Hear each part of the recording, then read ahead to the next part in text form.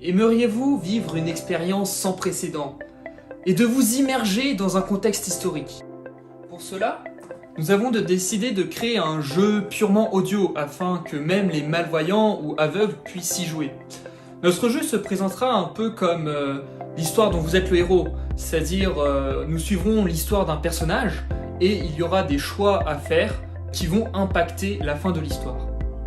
Les audios seront présentés, ça sera des sons en 3D, donc des sons qui peuvent venir de la droite ou de la gauche, afin d'avoir une meilleure visualisation spatiale des scènes et des événements qui vont se dérouler.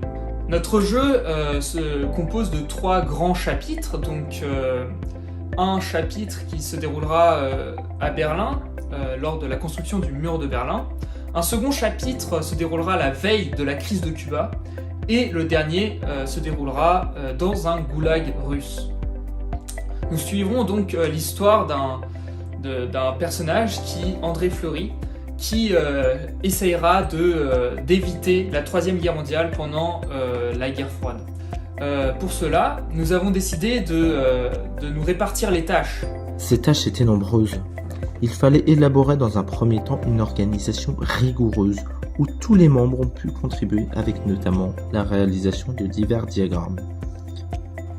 De suite, l'histoire devait être rédigée en même temps que la conception de l'arbre des décisions du jeu par l'équipe de rédaction pour ensuite enregistrer un à un les dialogues par la mobilisation cette fois-ci de tout le monde.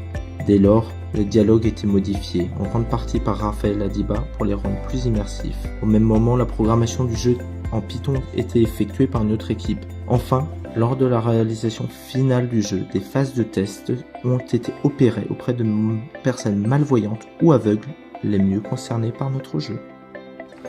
Pour cela, nous avons constitué une équipe composée de Edwin Lee, Raphaël Adiba, Maxime de Roland-Dallon, Benjamin Martin, Christine Costine, ainsi que moi-même, chef de projet, Maxime Germain. Nous vous proposons maintenant un petit audio en 3D avant de se quitter. Merci.